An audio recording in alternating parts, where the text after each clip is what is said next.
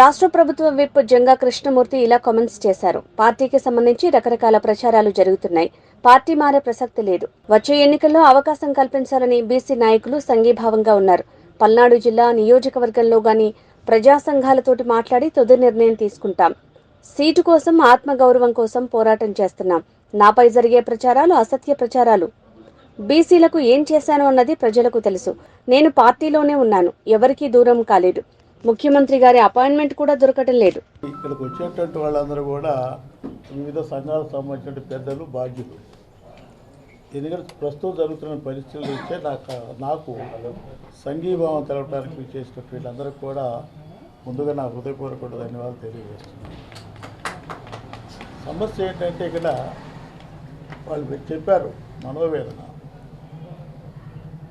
ఈరోజు నేను పార్టీకి సంబంధించి చాలామంది రకరకాల ప్రచారాలు చేస్తున్నారు. నేను పార్టీ మారానడం కోసం ఇంకొక మాట్లాడాను. పార్టీ మారటం అనేది కానీ ఇంకా నిర్ణయం అనేది జరగలేదు.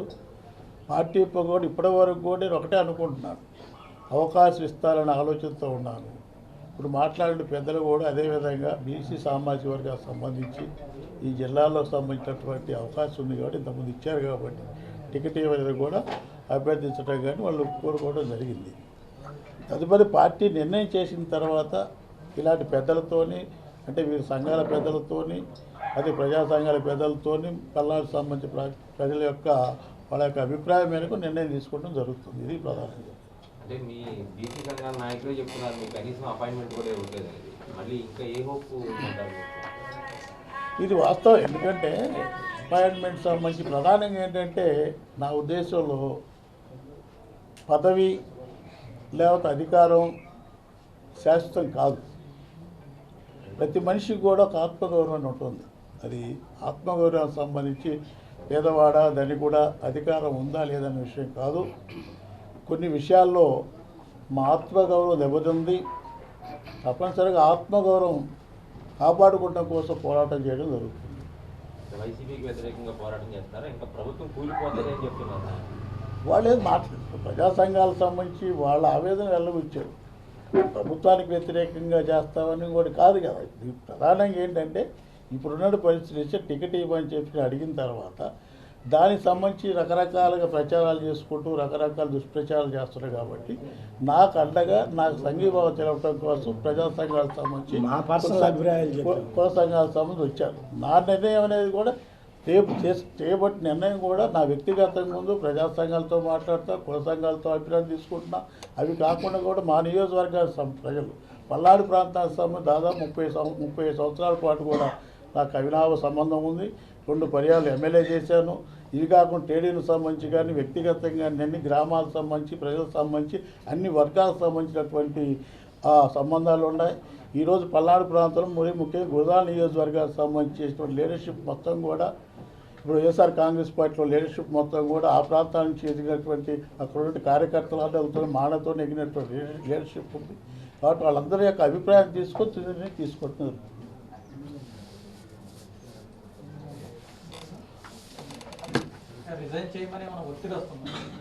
ఎవరు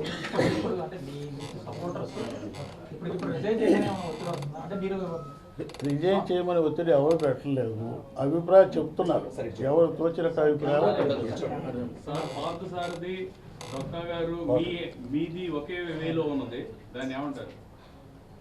ఇదేం లేదండి. ఎవరు పద్ధతి వాళ్ళది, ఎవరు కాన్ఫిడెన్స్ వాళ్ళది.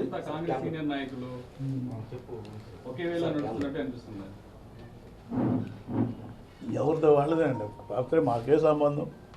వాస్తవానికి పెనమలూరు డొక్కాగా తాడికొండ చేశారు. నాకు గురజాల కాన్స్టిట్యున్సీ. కాబట్టి ఎవరి అభిప్రాయం వాళ్ళది, ఎవరు సంబంధించిన ఆలోచన విధానం వాళ్ళది ఉంటుంది. అధికార పార్టీ నేతలు ఎవరు కూడా మీకు గౌరవం భావిస్తున్నారా? అంటే మిమ్మల్ని వాడుకొని వదిలేశారు. అంతా సీనియర్లు, ఒకప్పుడు ఎమ్మెల్యేలుగా మంత్రులుగా పనిచేసిన వాళ్ళు కదా, అందరూ ఒకే అభిప్రాయంతో ఉన్నట్టు కనిపిస్తుంది కదా. ఇది ప్రస్తుతం పార్టీలో ఉన్నాం. పార్టీకి సంబంధించినట్టు ప్రస్తుతం పార్టీ నుండి బయటకు వచ్చినప్పుడు కాదనుకున్నప్పుడు జరిగిన విషయాలు తప్పనిసరి బయట పెట్టాల్సిన అవసరం వస్తే బయట పెడతాం. కానీ ఇప్పుడు ఆ ప్రస్తుతానికి పార్టీలో ఉన్నప్పుడు పార్టీకి భిన్నంగా మాట్లాడటానికి ఎట్టి పరిస్థితిలో నేను సుముఖం లేను. అపాయింట్మెంట్ కోసం కాదు, మా ఆత్మగౌరవం కోసం పోరాటం చేస్తాం.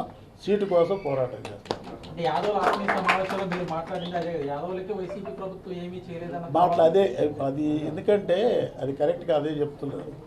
అసే విధంగా రాసుకున్నా కూడా నేను యాదవుల ఆత్మీయ సమావేశంలో వాళ్ళు పిలిచినప్పుడు పెద్దలతో మాట్లాడినప్పుడు నా వ్యక్తిగత విషయం, నా రాజకీయ ఎదుగుదలకు సంబంధించి కానివ్వండి, నాకు సంబంధించినటువంటి సహకారాన్ని అందించండి, లేకపోతే నాకు ఈ ఇబ్బందులు ఉన్నాయి కాబట్టి మీ సలహాలు సూచనలు ఇవ్వని విధంగా మాట్లాడే కానీ యాదవులకు అన్యాయం జరిగిందనో లేకపోతే బేషరతుగా పార్టీలో చేరతామనో రకరకాలుగా ఏదో ప్రచారాలు జరుగుతుంది. ఇది వరకు వాస్తవం కాదు. ఇప్పటివరకు ఎలాంటి నిర్ణయం చేయలేదు. ప్రజల అభిప్రాయం కానివ్వండి, నా అనుయాయులకు సంబంధించిన అభిప్రాయం కానీ, నా స్నేహితులకు సంబంధించి కానీ, నా ముఖ్యులకు సంబంధించి కానివ్వండి, వివిధ ప్రజా సంఘాల్లో ప్రజల కోసం పనిచేసేటటువంటి పెద్దల నుంచి కానీ అభిప్రాయం సేకరణ చేసిన తర్వాత మరీ ముఖ్యంగా నియోజకవర్గ ప్రజల యొక్క అభిప్రాయాలకి, నియోజకవర్గ ప్రజల అభిప్రాయానికి అనుకూలంగా నేను తగినట్టు నిర్ణయం తీసుకోవడం జరుగుతుంది. సార్ అంటే వాళ్ళ బీసీ సంఘాల నేతల్లో కూడా ఒక డివిజన్ కనిపిస్తా ఉంది. కొంతమంది ఒక పార్టీకి, మరి కొంతమంది మరొక పార్టీకి మద్దతు తెలియజేస్తున్న నేపథ్యం కనిపిస్తుంది.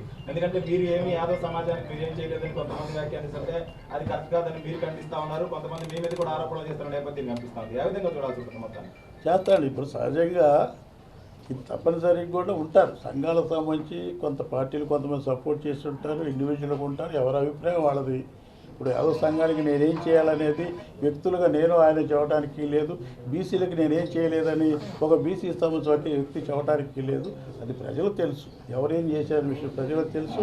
వాళ్ళు మాట్లాడించినంత మాత్రాన దాంట్లో మనం ఎలాంటి విధంగా కూడా నేను బాధపడే పని లేదు, భయపడే పని లేదు. మీరు ఇప్పుడు అధిష్టానానికి కానీ అధిష్టానం మీద కానీ అంటే చర్చలు కానీ సంప్రదింపులు కానీ జరుపుతున్నారా? లేదండి, ఇంతవరకేం లేదు. అడిగాను నేను, ఓటర్లు పిలిచారు, మాట్లాడిన తర్వాత ఆ సీటుకు సంబంధించి మాకు ఇవ్వండి, నేను దాని అర్హుడినే, మీరు ఆలోచించండి, కాబట్టి మళ్ళీ ఎంక్వైరీ చేసుకోండి అనే విధంగా కూడా చెప్పడం జరిగింది. అంటే ఇప్పటికే ఎంపీ కృష్ణదేవరాయలు గారు మీరు దూరంగా అయ్యారని చెప్పేసి మీరు గతంలో కూడా కలిసి టాటా ఏర్పాటు చేసుకున్నారు. ఇప్పుడు సహజంగా ఎలక్షన్ ముందు ఇవన్నీ జరుగుతుంటాయండి. దూరం అయింది ఎప్పుడు? ఏమైనా రిజైన్ చేస్తే దూరం కావాలా, లేకపోతే ఇంకో పార్టీలో చేస్తే దూరం కావాలా? ఇప్పుడు పార్టీలోనే ఉన్నాం, ప్రస్తుతం పార్టీలోనే ఉన్నాం. పార్టీ ఏం చేస్తుందో ఆలోచించాలా, మా మనోభావాన్ని అర్థం చేసుకుంటుందా, ఏ విధంగా వాళ్ళు చేయగలుగుతూ చేసిన తర్వాత తదుపరి మా నిర్ణయం ఉంటుంది.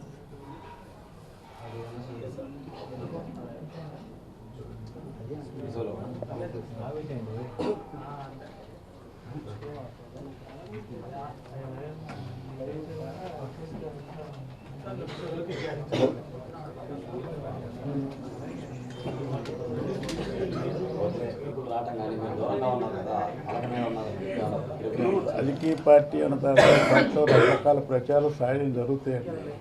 ఎవరు అడుగుతుంటారు, పిలుస్తుంటారు, వస్తుంటారు, ఇవన్నీ రకరకాలు. కానీ నాకు సంబంధించి కూడా నా నిర్ణయం అనేది కూడా వ్యక్తిగతంగా ఉండదని చెప్తున్నాను. ఇంకోటి ఏంటంటే ప్రజలతో సంబంధం ఉన్న వ్యక్తి అనే పదవుల కోసం లేకపోతే రాజకీయాల కోసం పదవులు అనుభవిద్దాము, డబ్బు సంపాదిద్దాం అన్న ఆలోచనతో ఉంటే ఆ రోజున జగన్మోహన్ రెడ్డి గారు, ఆ రోజు మహానేత దివంగత రెడ్డి డాక్టర్ వైఎస్ రాజశేఖర రెడ్డి గారు చనిపోయిన నెలకి నేను బయటకు వచ్చాను. ఆ రోజు కాంగ్రెస్ పార్టీ అధికారంలో ఉంది. నేను ఆ రోజు పార్టీకి సంబంధించి ఇన్ఛార్జి 2 సార్లు ఎమ్మెల్యే చేసుకున్నాను. పదవి కావాలనుకున్న ఆలోచన ఉన్నట్లయితే నేను కాంగ్రెస్ పార్టీలో ఏదో ఒక డైరెక్టర్ సంబంధించి ఏదో ఒక చిన్న పోస్ట్ నాకు ఇచ్చేసి నేను కూడా కొనసాగేవాళ్ళం. కానీ పదవులు అనుభవించిన జనం వచ్చేస్తే ఇప్పుడు దరిద్రం పెట్టింది. పదవులు అనిపించిన వాళ్ళు వచ్చేసి పెత్తనాలు చేస్తున్నప్పుడు తప్పనిసరి కూడా మొట్టమొదటి గౌరవం లేకపోతే గుర్తింపు లేనప్పుడు దానికి సంబంధించిన విధంగా పార్టీ దానికి నిర్ణయం తీసుకుని దానికి సరైనటువంటి ఆలోచన చేసుకోవాల్సిన అవసరం ఉంది పార్టీ కూడా.